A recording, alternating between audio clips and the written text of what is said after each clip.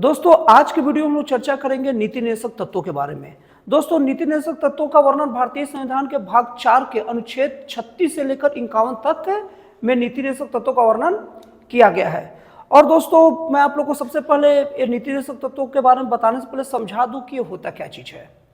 दोस्तों हमारे जो संविधान निर्माता थे उन्हें इस सत्य का भली भांति ज्ञान था कि हम जो नियम कानून बना रहे हैं इसमें से बहुत सारे ऐसे नियम कानून हैं जो लोक कल्याणकारी राज्य के लिए रहेगा, जिसमें से जन भावना और जन कल्याण निहित रहेगा।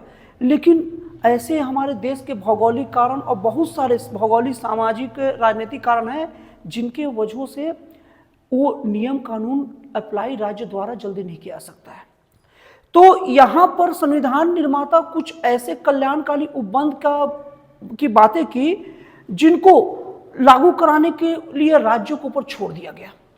मतलब ये राज्यों पर विश्वास जताया गया कि आप अपने सुविधा अनुसार इसे जब लागू करना करिए, अगर आप इसे लागू नहीं करेंगे तो हम आपको प्रेशराइज भी नहीं करेंगे कि लागू कर ही दीजिए, और अगर आप लागू कर रहे हैं तो कुछ भी हो जाए हम मना नहीं करेंगे।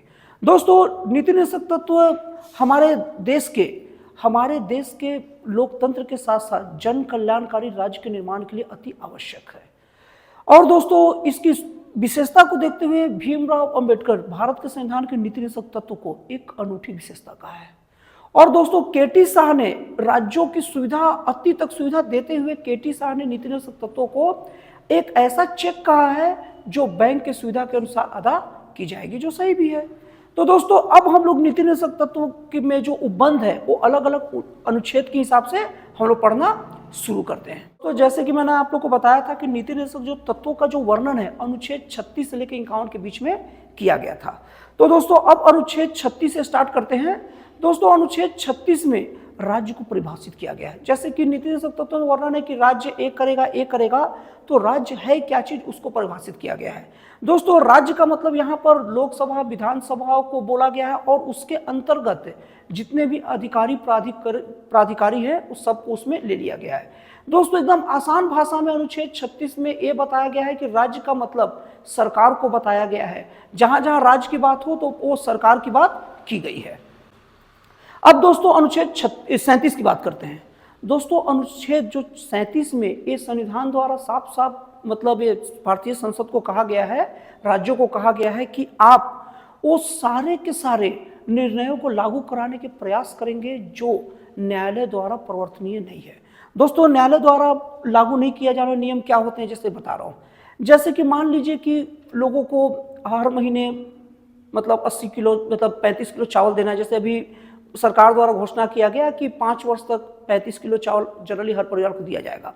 ये न्यायालय जबरदस्ती नहीं करवा सकता सरकार को कि आप दीजिए ही, ये सरकार को करवाना पड़ेगा।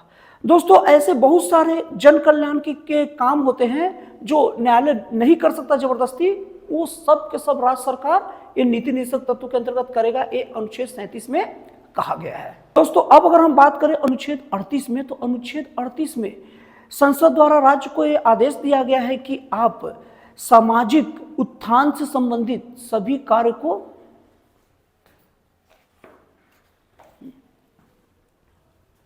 दोस्तों उसके बाद बात करते हैं अनुच्छेद 38 के बारे में। दोस्तों अनुच्छेद 38 में संसद द्वारा राज्यों को आदेश दिया गया है कि आप लोक कल्याण में अभिवृद्धि के लिए, लोक कल्याण का बढ़ोतरी के लिए सारे के सारे नियम कानून बनाएंगे और नए संगठन का निर्माण करेंगे। और दोस्तों योजना आयोग का जो निर्माण हुआ है वो अनुच्छेद 38 के हिसाब से ही किया गया है। दोस्तों पॉइंट शुड बी नोटेड। ऐसा पूछा जा सकता है, कोई आपको पूछ सकता है डीपली नॉलेज के लिए कि योजना आयोग जो बना है, जिसका नाम अभी नीति आयोग कर दिया गया है, वो संविधान के किस अनुच्छेद से संबंधित है। तो दोस्तों ये संविधान के अनुच्छेद 38 से संबंधित है। अब दोस्तों बात करते हैं अनुच्छेद 39 की। दोस्तों सेक्शन 39 में संविधान में ये बात कहा गया है कि सभी को समान काम के लिए समान वेतन दिया जाएगा, न किसी के जाति धर्म और लिंग के आधार पर भेदभाव नहीं किया जाएगा। मतलब कि किसी स्त्री और पुरुष में अगर कोई स्त्री पुरुष दोनों समान काम करते हैं तो उनका वेतन भी समान होगा। किसी महिला को एक आके कम वेतन नहीं दिया सकता कि वो महिला है। और दोस्तों न्यूनतम वेतन अधिनियम 1948 अनुच्छेद 39 के तहत ही आया है और सभी को बराबर वेतन देने का प्रावधान यहाँ से शुरू हुआ है। तो दोस्तों ये भी पॉइंट आपको नोट करके रखना चाहिए। इसमें से एक जीके ये बनता है कि न्यूनतम वेतन अधिनियम कब आया?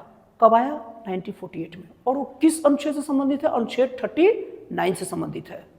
दोस्तों उसके बाद बात करते हैं अनुच्छेद 40 के बारे में। दोस्तों अनुच्छेद 40 का संबंध पंचायती राज से है। दोस्तों अनुच्छेद 40 में संविधान सभा द्वारा संसद को आदेश दिया गया है कि जितना ज्यादा हो सके भारत के हर क्षेत्र में आप पंचायती राज की स्थापना का प्रयास कीजिए। दोस्तों पंचायती राज का जो स्थापना है वो गांधी जी का सपना था। और दोस्तों इसी के तहत संसद द्वारा 73वें संविधान संशोधन 1992 के द्वारा पंचायती राज को संवैधानिक दर्जा दे दिया गया। और दोस्तों जैसे गांव में पंचायती राज का दर्जा दिया गया और उसी के तर्ज पर शहरों में हम लोग नगरीय विकास, जिसमें नगर निगम ये सब आते हैं, महापौर आते हैं, ये सब की का स्थापना किया गया।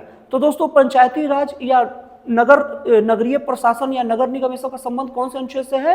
अनुच्छेद 40 से। ये पॉइंट को भी आप नोट करके रखिएगा, आपको बड़े काम का होगा। दोस्तों उसके बाद अगर अनुच्छेद 41 की बात करें तो इसमें कुछ दशाओं में काम, शिक्षा और लोक सहायता पाने का अधिकार का वर्णन किया गया है।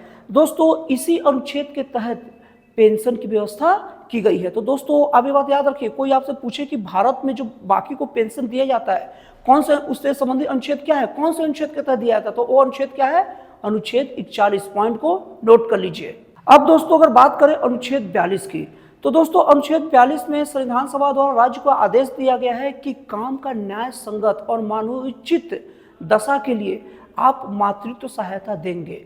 मतलब कि अगर जैसे कोई महिला है, अगर उनका जन्म होता है, प्रसूति होता है, तो उसमें उसको या तो छुट्टी के रूप में या कुछ सहायता के रूप में उसकी मदद कीजिए। और दोस्तों अनुच्छेद 42 से प्रेरित होकर मातृत्व लाभ अधिनियम 1961 लागू किया गया। उसी के बाद से अगर कोई महिला, जो कोई भी कामगार है, अगर जहां काम करती है और अगर वो बच्चे को जन्म देती है तो उसे कुछ दिन तक छुट्टी दिया जाएगा। अब ये तय अलग अलग संस्था करेगी कि उनको इसके लिए कितने दिन की छुट्टी देना है। तो दोस्तों मातृत्व लाभ अधिनियम जो महिलाओं को उनके बच्चे के जन्म पर छुट्टी दिया जाता है उसका संबंध है अनुच्छेद 42 से है। दोस्तों उसके बाद अनुच्छेद 43 में आए तो उसमें एक संविधान सभा द्वारा राज्यों को आदेश दिया गया है कि आप कामगारों की निर्वाह मजदूरी की व्यवस्था करेंगे। निर्वाह मजदूरी का मतलब यह है कि अगर कोई व्यक्ति को काम चाहिए और उसके पास कुछ काम नहीं, उसके पास घर में कुछ घर चलाने के लिए पैसे नहीं है, तो आप उनके लिए काम की व्यवस्था करेंगे। और दोस्तों इसी के तहत मनरेगा कानून लाया गया। दोस्तों पॉइंट शुड बी नोटेड, आपसे पूछ सकता है कि मनरेगा कानून संविधान के कौन से अनुच्छेद से संबंधित है, तो अनुच्छेद क्या है? 43 है। और दोस्तों इसको 42वें संविधान संशोधन 1976 के द्वारा इसे और बढ़ा के जो भी औद्योगिक जगह में है तो उनके प्रबंधन में श्रमिकों की भूमिका को अनिवार्य कर दिया गया। इसका मतलब ये होता है कि जैसे कि कोई भी अगर जैसे कंपनी का जो मैनेजमेंट चल रहा है, प्रबंधन चल रहा है, उसकी जब मीटिंग होगी या प्रबंधन के जो प्रमुख सदस्य होंगे प्रबंधकों का, उसमें से कम 1 या 2 सदस्यों को आपको अपने प्रबंधक ग्रुप में शामिल करना पड़ेगा। दोस्तों ये बहुत काम का चीज है, इसे आप लोग नोट करके रखिएगा। दोस्तों उसके बाद बात करते हैं अनुच्छेद 44 का। दोस्तों अनुच्छेद 44 में नागरिकों के लिए समान नागरिक संहिता, जिसको यूनिफॉर्म सिविल कोड कहते हैं, यूसीसी कहते हैं, उसकी व्यवस्था की गई है। दोस्तों आप लोग को बता दूं कि अभी गोवा राज्य में यूसीसी मतलब समान नागरिक संहिता लागू है और अभी उत्तराखंड में समान नागरिक संहिता लागू होने की बात चल रही है। दोस्तों इसको लेकर विवाद होते रहता है और बड़ा ताज्जुब की बात है कि इसको विरोध करने वाले अपने आप को संविधान का संरक्षक भी बताते हैं और यूसीसी का विरोध भी करते हैं। ये अपने आप में बहुत बड़ी विडंबना है। दोस्तों उसके बाद बात करते हैं संविधान का अनुच्छेद 45 के बारे में। दोस्तों संविधान का अनुच्छेद 45 संविधान सभा ये राज्य को आदेश दे रहा है कि आप 6 वर्ष तक के बच्चों को बाल्यावस्था और उसकी प्रारंभिक शिक्षा व्यवस्था करेंगे। इसी से प्रेरित होकर भारत का 86वां संविधान संशोधन 2006 भारत सरकार द्वारा लाया गया और इसमें 6 वर्ष तक के सभी बच्चों के लिए मुफ्त शिक्षा और मुफ्त खान पान की व्यवस्था किया गया। दोस्तों बच्चों को जो पोषक तत्व खान पान जो प्रोवाइड किया जाता है या जो आंगनबाड़ियों में जो खाना दिया जाता है वो मुख्यतः संविधान के अनुच्छेद 45 से प्रेरित है। अब दोस्तों अनुच्छेद 46 की बात करते हैं। दोस्तों संविधान के अनुच्छेद 46 में अनुसूचित जाति, अनुसूचित जनजाति और अन्य दुर्बल वर्गों के लिए शैक्षणिक संस्था का निर्माण करना राज्य का कर्तव्य होगा।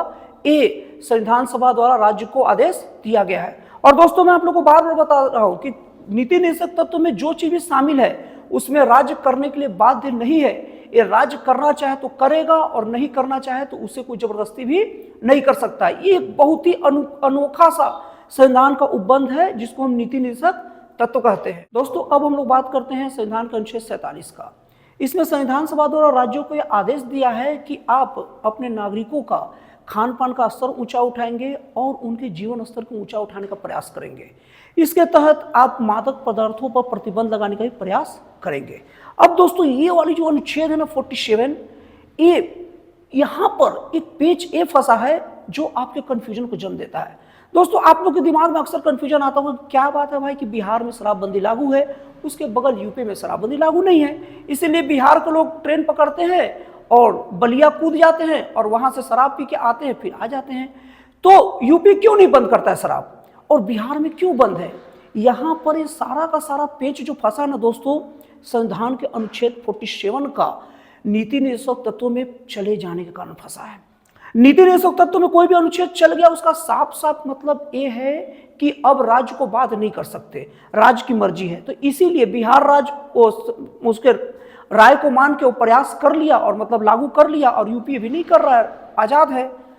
तो दोस्तों हो सकता है कि अब आपका कंफ्यूजन है दूर हो गया होगा कि एक राज्य में शराबबंदी रहती है और दूसरे राज्यों में क्यों नहीं रहती। दोस्तों संविधान के अनुच्छेद 48 में संविधान सभा द्वारा राज्यों का आदेश दिया गया है कि आप अपने क्षेत्र में पशुपालन और पशुओं का ध्यान रखेंगे। इसी के तहत गौ हत्या का पर प्रतिबंध रहेगा और वो गौ हत्या पूरी तरह से निषेध रहेगा। और दोस्तों लोगों को खेती गृहस्थी का विकास करने में आप मदद करेंगे।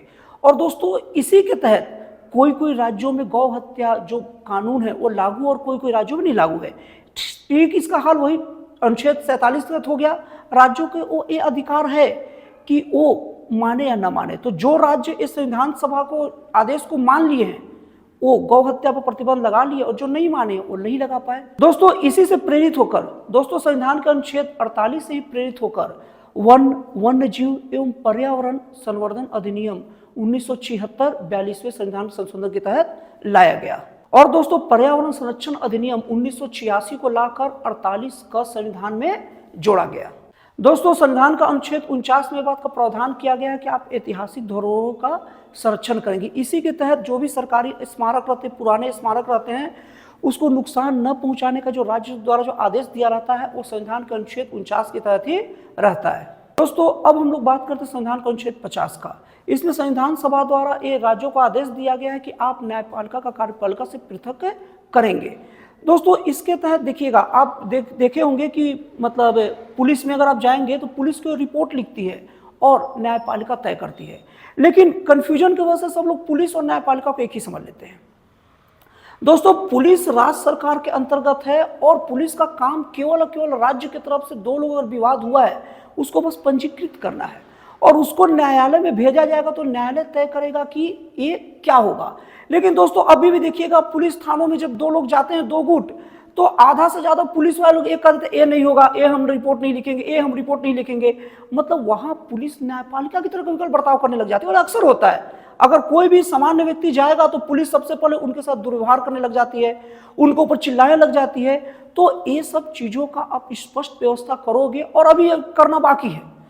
हमारा अनुच्छेद 50 सफल तब होगा कि जब कोई व्यक्ति थाने में जाए और जाकर बोले कि सर रिपोर्ट लिखना है, पुलिस वाला बिना इधर उधर का बात किए ओके कहेगा, रिपोर्ट लिख देगा, न्यायालय तय करेगा कि सही क्या है गलत क्या है। दोस्तों अब हम लोग अनुच्छेद 51 की बात करते हैं। अनुच्छेद 51 में अंतर्राष्ट्रीय शांति बढ़ाने के बारे में बात किया गया है। इसके तहत हमारा देश कोई भी ऐसा कदम न उठाए जिससे किसी दूसरे देश को क्षति पहुंचे।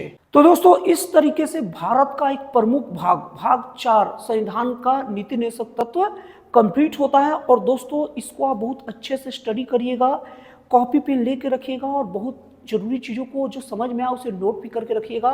ये आपके लिए बहुत अच्छा रहेगा। अगर आप कॉम्पिटिटिव एग्जाम की तैयारी करते हैं तो आपके कॉम्पिटिटिव एग्जाम से इस वीडियो का मैं आपको यकीन दिलाता हूँ बहुत प्रबल संभावना है एक क्वेश्चन तो कम से कम आएगा, एक से ज़्यादा भी आ सकता है। और अगर आप एक सामान्य नागरिक की तैयारी नहीं करते तो भी आपके व्यक्तित्व को निखारेगा। तो दोस्तों फिर मिलता है अगली वीडियो में एक जन कल्याणकारी और एक राष्ट्रवाद से प्रेरित नए विचारों के साथ।